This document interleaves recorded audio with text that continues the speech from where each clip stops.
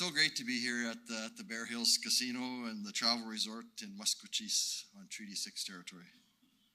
Many thanks to Chief Desmond Bull and Bear Mustas for joining us today. Also want to welcome the great members of the Louisville Tribe Council for joining us today. It's so good to see all of you. I consider you all good friends. Thank you so much. We're here today to celebrate a record year of funding for Indigenous-owned businesses through the Aboriginal Business Investment Fund, or the ABIF. In 2024-25, ABIF helped 20 dynamic Indigenous businesses take their next step, and one of them was, of course, the Bear Hills Casino and Travel Resort. Alberta's government has supported this exciting project from the beginning with funding through the ABIF program.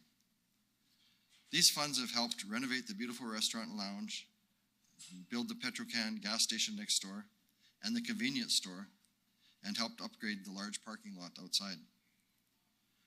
If you've never been here, this is an amazing place. It looks fantastic in here.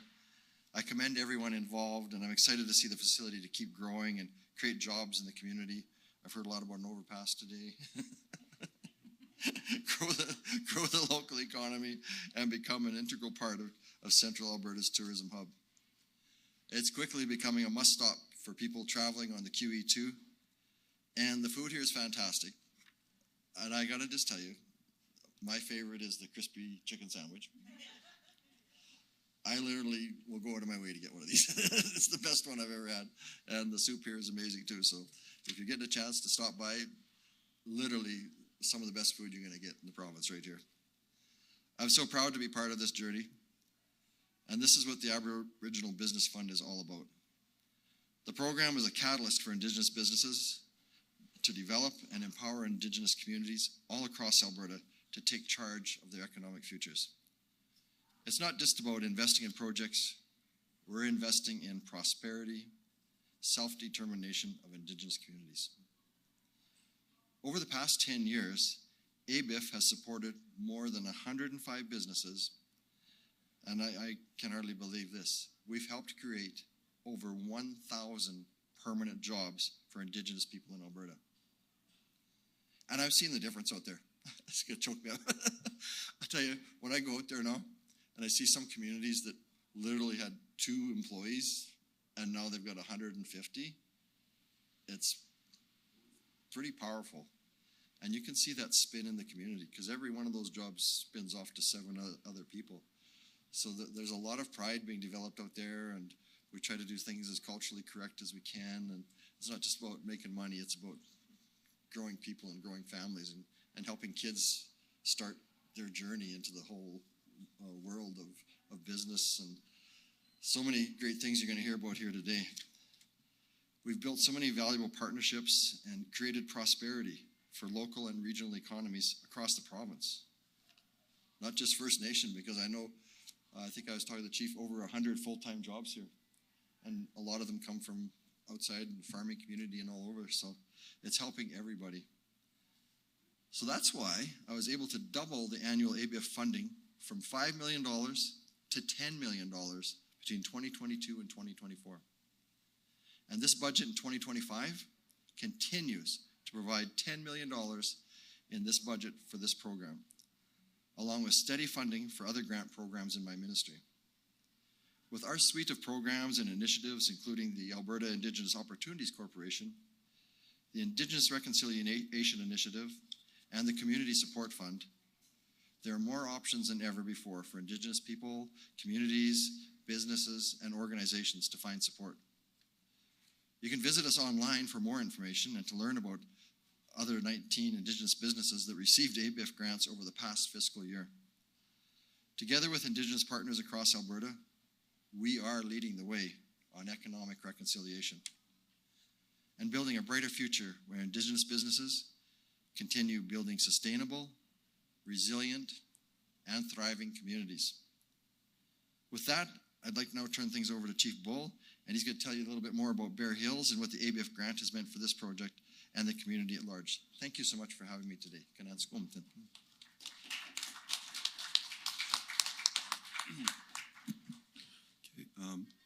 Tansei Tatoa. Good afternoon, everyone. First, I'd like to thank our Kiteak Elder Heldon Wool for invocation. It's always a blessing to start with ceremony and prayer, especially for events like this. You know, when we come together to talk about the initiatives that Louis Bull tribe has taken, Kisputnau, in regards to where we are today, it was not a journey that we took alone. You know, before the casino, we had our truck stop and service center, which was built in the 80s, ran for a few decades with hopes of adding a casino 30 years ago. Although that journey took us a while, we're here now. And it is amazing to see this building, you know, every time I drive by or in the area. It's amazing to see all the work and effort that everyone put into developing this. You know, and again, but it couldn't happen without proper partnerships, without working with the proper groups of people to come together in regards to making sure that we build this vision that everyone wanted, as our citizens in Louis Bull hope to see. Okay. And it's here today. It's a start right now in regards to how we can further work in partnership and collaboration with our funders, with the governing bodies. And I thank Rick for always being that person at the province who always supported us in this initiative. Him being a local boy of the area, he knows about the area, he knows about the people, he knows about the Indigenous people and all of the work that we do in our area. So it's good to have him support. You know, I'm very proud to see this casino, and I look forward to where it's going to take us next. And again, we can't get there without partnership, without ensuring that we get the proper people at the table.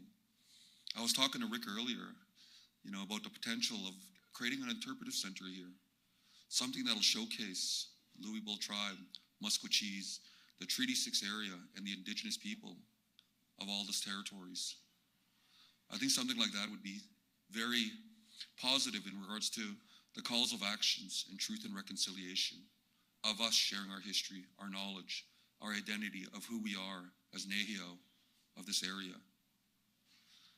So we'll continue discussions with Rick and the province and hope to work toward initiatives such as that, with goals of expanding this area to see hopefully as a hub, not only for tourism, but potentially how can we create this hub to be that point of where our culture can be learned and shared. Whether we look at our rodeo grounds, maybe we'll be looking at a powwow grounds, maybe we'll be looking at more work in regards to showcase not only the work that we do in Louis Bull tribe, but the work that we all can do and working together in partnership. I'm very proud to be from Louis Bull tribe. I love my tribe. I love all the people in our tribe. We're working very hard to get where we are today, and I look forward to where it's going to take us next. We have a very strong constitution, and we truly believe in sovereignty and the understanding that knowing that we can take care of ourselves, but in order to get there again, we can't do that without creating partnership. That sovereignty is going to take us such a long way.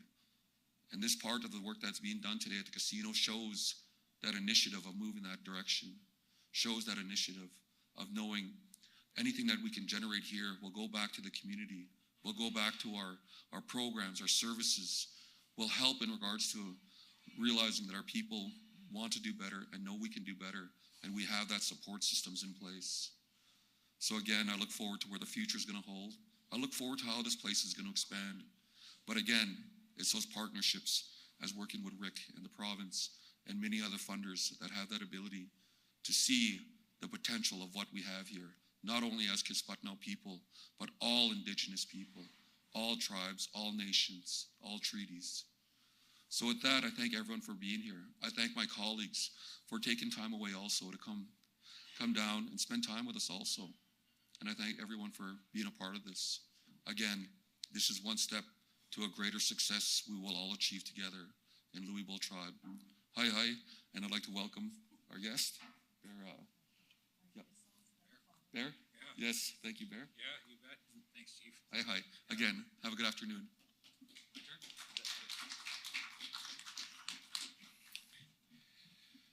Well, thank you very much. My name is Barry Mustis. I'm the president and founder of the White Court Iska Tourism Association, and I'm here to give thanks to Indigenous Relations and Minister Wilson, and thanks for getting the ABIF fund.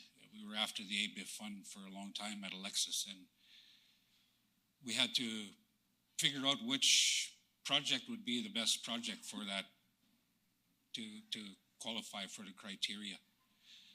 And we came up with the Teepee Village. The Teepee Village it's a tool that allows us to reconcile with our own history.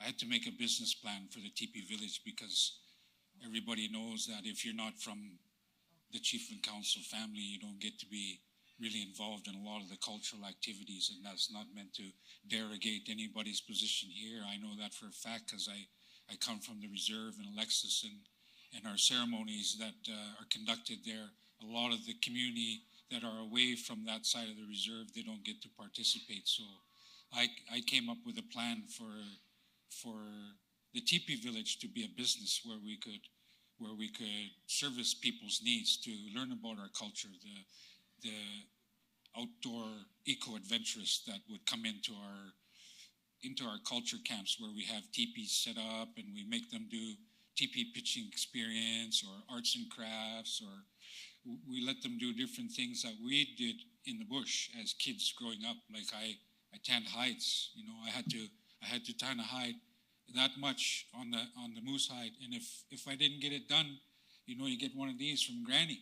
So in Granny's arms, her arm is all one size, right from her wrist to her shoulder. So you don't want to get that backhand, get that job done.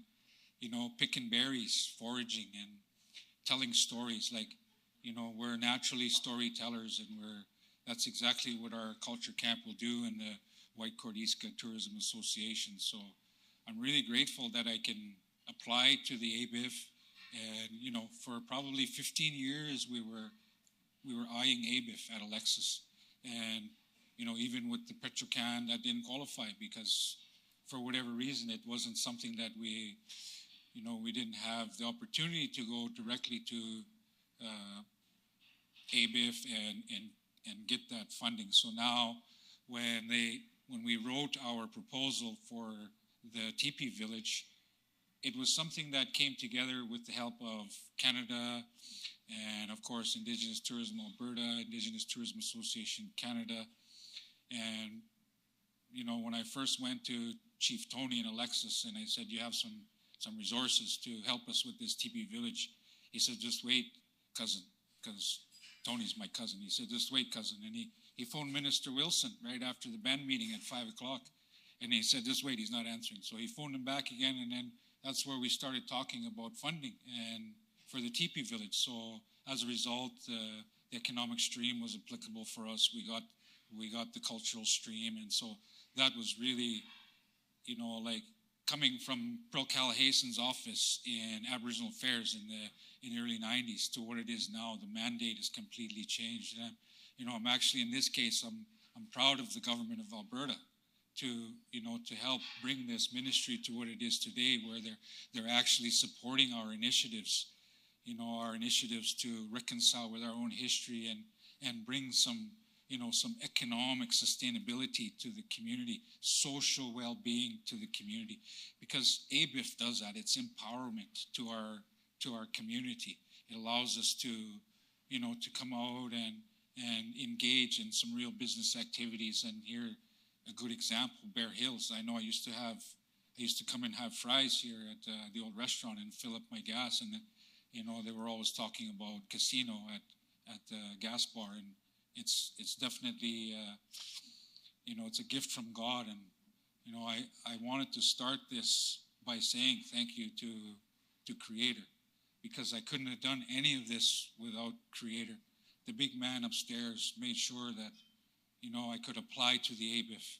The big man upstairs made sure that I had enough courage to make this application and go after it, and make it a valuable resource in our community. And where the teepee village, every teepee it creates 6 FTEs. It does, every teepee. So if we have 10 teepees, That's 60 jobs in our community. And we can franchise those teepee villages, and we can sell that to tourism. And you know, Alberta is talking about Alberta. They're marketing to the rest of the world internationally that Alberta is wild Alberta, and it's a tourism destination because of the indigeneity, because of our cultures that we have.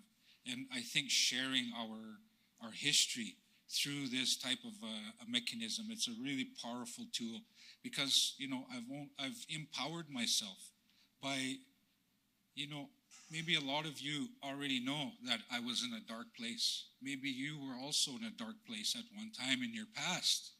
And I was there. I was in a really dark room. But when I started to do the teepee village, when I started to research the teepee village, it changed my life. I start to smudge. I start to get to the fire. I start to connect with Mother Earth. I realized that this is a really powerful tool that the rest of our community can benefit from. We can work in our clans. We can work in our families. I worked in the patch all my life, right from high school. And I know I faced a lot of racism in the patch. And even in forestry, I worked in sawmills. And I know that, you know, the non-Indigenous people, they need to become more aware of our heritage and our culture and what we do, because we have a rich culture. We have a rich history. We're vibrant people. We're colorful people. And, you know, the thing that I want to do in this teepee village is create independence in our community, so we don't have to rely on these contribution agreements, which, you know, I did get a contribution agreement from Prairie's Can this year. But I think we can get away from that. We can have a tendency to grow away from that if we can work together to share our heritage. And, you know, like if you look at Athabasca River for a good example, like we could have camps every 20, 25 miles, and we could paddle to each another, and every band has a camp along the way. And that way, you know, like you can paddle 25 miles, but you can't go 50. So there's going to be hundreds of people that want to stop in different camps. We could give them, you know, insight from each of our different bands and our tribes. So the Teepee Village business plan that I have, it's a marketable tool. So if you want to approach me to get that business plan, we can work out a deal. And I know I was just talking with Minister Wilson here, and we're talking about Corrections Canada, and Section 84 allows our people that are finishing their last bit to come to our camps, and we can get their Corrections Canada money. So, and we could even get our kids to, you know, the kids that are lost. I call them the lost children in our community, that they're fatherless, they're motherless, and they're wandering around, and all they're doing is getting drugs at 12, 13 years old, getting high. They don't know what to do. We could take those kids. We know who they are. We could take them to these camps and isolate them with those guys from the pen and make them grow together, and, you know, help our guys coming, our real warriors that are in the pen, the guys that, you know, they waste their lives because they're lost, those poor guys, you know, and we can give them a source, a valuable source to come back into the community and reintegrate themselves into the community, as opposed to living the penitentiary lifestyle on the reserve, which that's what it is. Our reserves are equal to penitentiary, and we don't have the economic development that we need. So the government gives you social and health service money to run that reserve, but they don't give you economic development money. This ABIF really does that for us, because our people in our family on the reserve, they're misrepresented. And this is culturally inclusive, and it's welcoming, and it perpetuates this cultural awareness program, and it really speaks to the truth and reconciliation, like Chief said here, that, you know, it's our responsibility to take that truth and reconciliation on for ourselves, so we could pay it forward. The future generations, my great grandkids, I don't know them, but they'll remember me because I'm doing something that nobody else is doing. And this teepee village, it's a powerful tool. And I'm happy that ABIF finally seen it in our best interest, that we could utilize their resources to buy the water truck to service that water tote for the teepee. We buy the vacuum truck to service that porta potty. The teepee needs a porta potty. The teepee needs a water tote. The teepee also needs a food trailer. And, you know, the food trailer is an amazing tool that we can use to. And this teepee village will be so self-contained that it's got water, it's got the toilet, it's got outdoor shower. You know, I can even put a bed and a nightstand inside there if people want to stay in teepees with a nightstand. Some people, I know they want to put their glasses and their phone on a nightstand, so that's something we can do in these teepee villages. So the authenticity is there. We can make them sleep on the buffalo robes. If they want to book it online, if they want to sleep on a tote or a cot, they can do that too. Enough said. Thank you very much for your time. Thank you very much to the Ministry of Indigenous Relations. It's been a pleasure to apply to ABIF, and thank you very much to Louis Bull and the big man upstairs for letting me make this presentation. Yeesh nish. Hi, hi. Thank you, Minister.